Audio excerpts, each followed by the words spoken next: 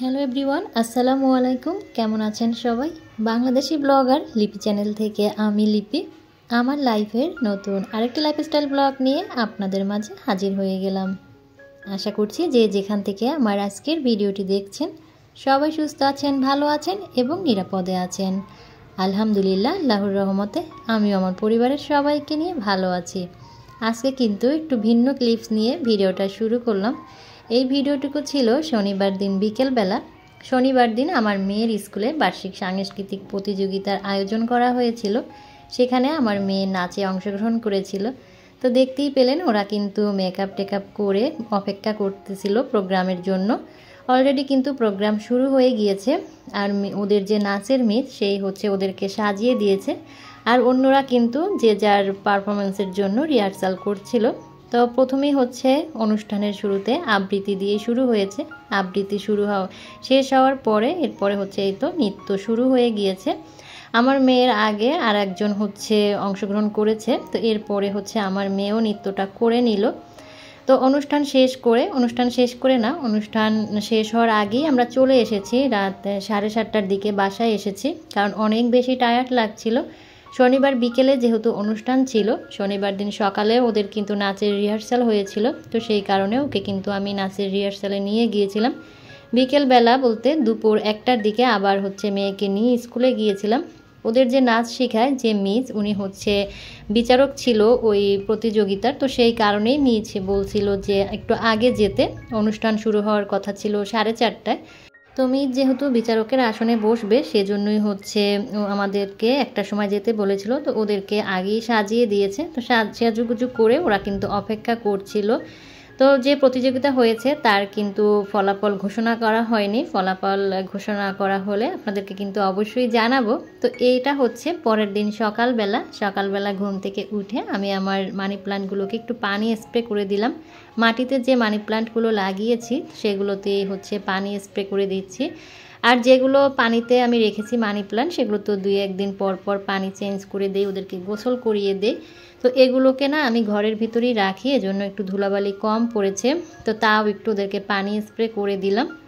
এরপরে আমি চলে এসেছি সকালের নাস্তার আয়োজনে। প্রতিদিনই তো আমি আমার নিজের নাস্তা সাজিয়ে গুছিয়ে যেভাবে খাই সেটাই আপনাদের সাথে শেয়ার করি। আজকে কিন্তু আমার হাজব্যান্ডের জন্য কিভাবে আমি নাস্তাটা রেডি করি সেটাই আপনাদের সাথে শেয়ার করব।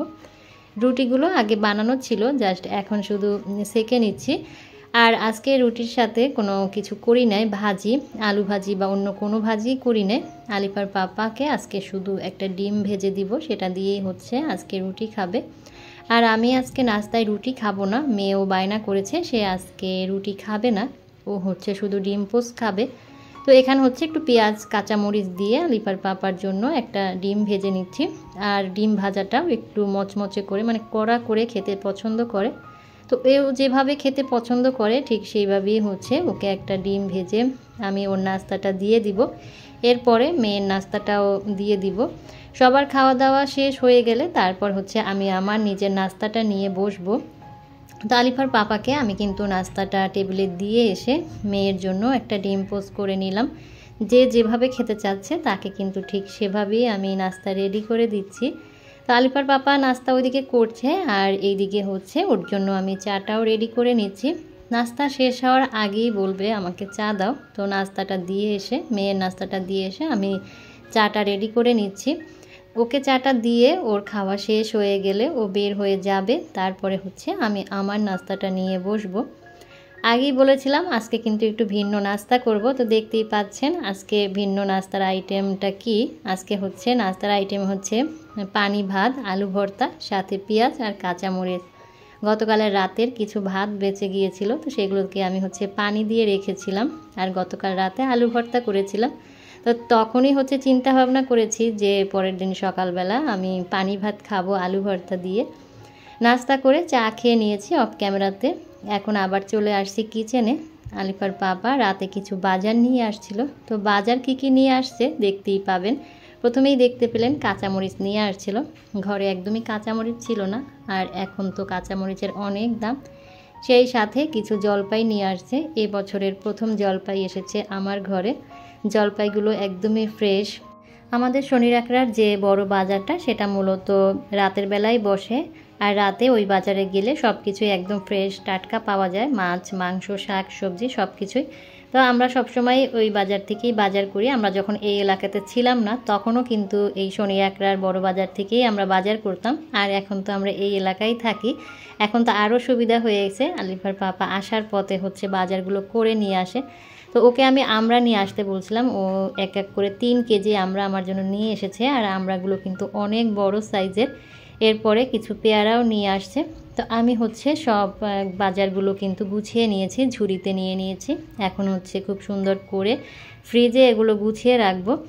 আর আজকে হচ্ছে আমি আপনাদের সাথে শেয়ার করব আমার কিচেনে যে ভাইরাল প্রোডাক্টগুলো দিয়ে আমি আমার কিচেনটাকে অর্গানাইজ করেছি। তো সেই প্রোডাক্টগুলো সম্পর্কে অনেক বেশি প্রশ্ন এসেছে।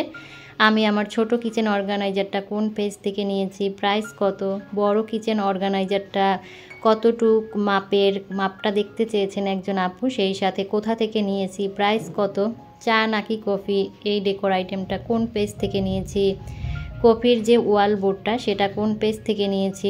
তো সব কিছুরই উত্তর আমি আজকের ভিডিওতে দিয়ে দিব।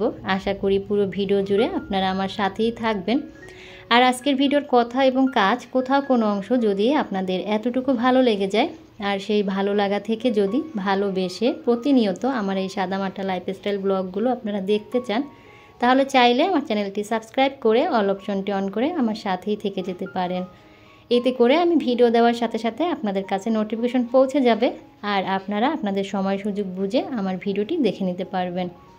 যারা অলরেডি এই কাজটি করে ফেলেছেন, আমার সাথে আছেন, পাশে আছেন, ভালোবেসে প্রতিনিয়ত আমার ভিডিওগুলো দেখছেন, ভালো মন্দ কমেন্টস করছেন, তাদের প্রতি রইল অন্তরের অন্তঃস্থল থেকে দোয়া ও ভালোবাসা। আর সবার উদ্দেশ্যেই বলছি, প্লিজ ভিডিওতে লাইক দিবেন। লাইক না দিয়ে কিন্তু ভিডিও থেকে কেউ বের হবেন না। ভিডিও দেখার পরে ভিডিও কেমন লাগলো সেই বিষয়ে মতামত জানাবেন কমেন্টস করে, কমেন্ট বক্সের মাধ্যমে। ওইদিকে আমি হচ্ছে কাঁচামরিচগুলোর বোটা ফেলে তারপরে ভালোভাবে ধুয়ে নিয়েছি। ধুয়ে এখন হচ্ছে পানি ঝরানোর জন্য রেখে দিয়েছি। আর এইদিকে হচ্ছে কিছু স্ন্যাক্স আইটেম আমি জারে রিফিল করে নিয়েছিলাম। কয়েকদিন আগে কিন্তু আমি অনেক কিছু রিফিল করা দেখিয়েছিলাম স্ন্যাক্স আইটেম, বিস্কিট, চানাচুর। তো সেগুলো কিন্তু শেষ। আবারও কিন্তু আলিফার পাপা কিছু নিমকি আর চানাচুর নিয়ে আসছে। ঘরে যেহেতু ছোট বাচ্চা আছে আর আমার ঘরে তো প্রতিদিনই 2 জন করে মিজ আসে, তো তাদেরকেও নাস্তা দিতে হয়। সেই কারণে হচ্ছে যে এই ধরনের স্ন্যাক্স আইটেমগুলো আমার একটু বেশি লাগে। তো আনে আবার শেষ হয়ে যায়, শেষ হয়ে গেলে আবার নিয়ে আসতে বলি, আবার নিয়ে আসে। তো বেশি কিছু নিয়ে আসে না, শুধু নিমকি আর চানাচুর নিয়ে আসছে।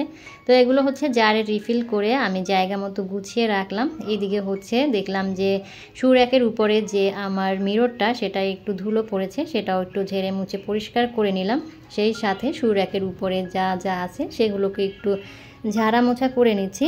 আজকে আর অন্য কোনো রুমের ঝাড়া মোছা সাজানো গোছানো শেয়ার করছি না। আসলে প্রতিদিন একই জিনিস দেখালে আপনারা হয়তো বা বোর হয়ে যাবেন। তো সেই কারণেই চেষ্টা করি আমি প্রতিদিন আমার ভিডিওতে কিছু না কিছু নতুনত্ব রাখার। যদিও নতুন কিছু না, ঘুরিয়ে ফিরে সেই একই জিনিস, তারপরও হচ্ছে এক এক দিনে এক এক রকমের কাজকর্ম আপনাদের সাথে আমি শেয়ার করার চেষ্টা করি। তো এখানে শু র্যাকের উপর যা যা আছে সব কিছু একটু ধুলাবাড়ি ঝেড়ে আবার জায়গা মতো গুছিয়ে নিলাম। এরপরে আমি চলে আসছি দুপুরের রান্নার জন্য। দুপুরে রান্না করব আজকে খুবই সামান্য পরিমাণের রান্না করব, কারণ যে রান্নাগুলো আমি করব সেগুলো শুধু দুপুরের জন্যই, রাতে আবার আমি রান্না করব। তো এখানে হচ্ছে ঢ্যাঁড়স ভাজি করব, এই কারণে হচ্ছে ঢ্যাঁড়সগুলো আমি হচ্ছে কুচি কুচি করে কেটে নিচ্ছি। আর ঢ্যাঁড়স ভাজি খেতে কিন্তু আমার ভালোই লাগে। আমার মেয়ে ঢ্যাঁড়স ভাজি খেতে চায় না, কারণ ওর কাছে নাকি পিছলা পিছলা লাগে, সেই কারণে।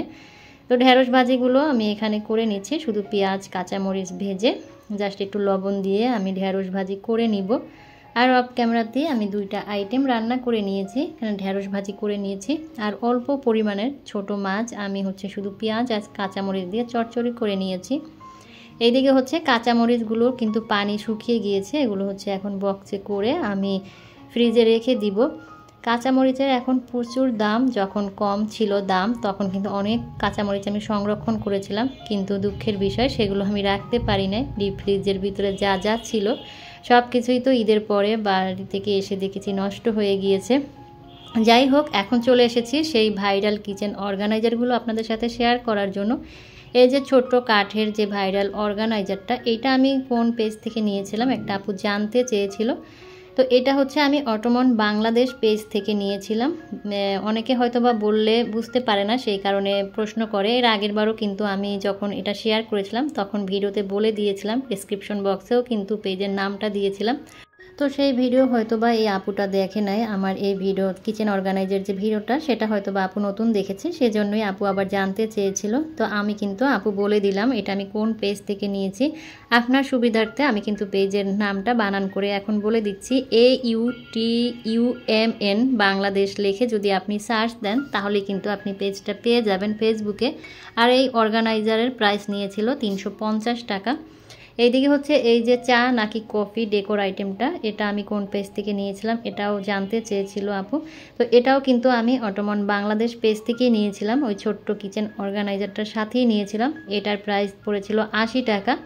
এদিকে হচ্ছে কফি লেখা যে ওয়াল বোর্ডটা, এটা আমি কোন পেজ থেকে নিয়েছিলাম সেটাও একটা আপু জানতে চেয়েছিল। তো আপু আমি কিন্তু এটা কোনো পেজ থেকে নিইনি, এটা হচ্ছে আমাদের এলাকার একটা ফুটপাতের দোকান থেকে আমি নিয়েছিলাম। আর এই ওয়াল বোর্ডটার প্রাইস পড়েছিল মাত্র 30 টাকা। তো এখানে হচ্ছে চা নাকি কফি আর কফি ডেকোর যে ওয়াল বোর্ডটা, এটা আমি কোথা থেকে নিয়েছি, প্রাইস কত, সব কিছু কিন্তু আমি বলে দিলাম। এরপরে আসা যাক আমার বড় এই কাঠের কিচেন অর্গানাইজারটা, এটা আমি কোন পেজ থেকে নিয়েছি, প্রাইস কত।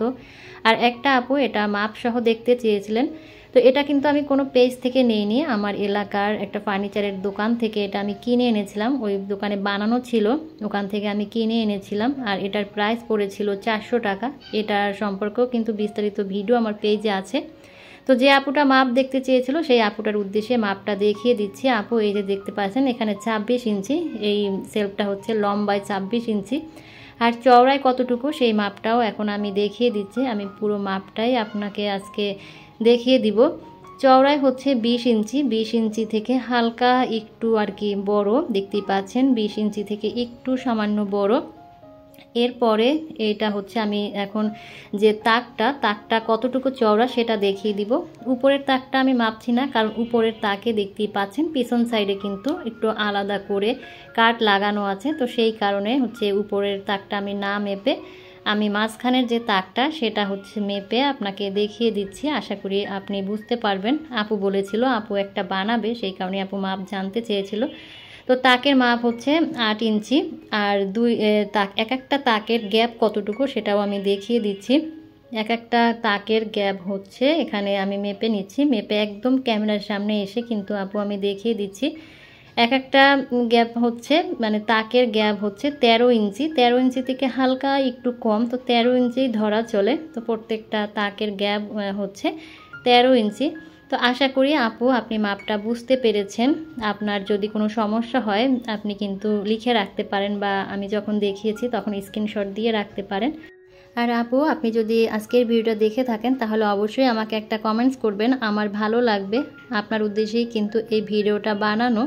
তো আমি কিন্তু পুরো অর্গানাইজারগুলো দেখিয়ে দিলাম, আর যা যা আমার কিচেনের ভাইরাল প্রোডাক্ট সব কিছুই কিন্তু একদমই ডিটেলসে দাম সহ কোন পেজ থেকে নিয়েছি একদম মাপ সহ দেখিয়ে দিলাম।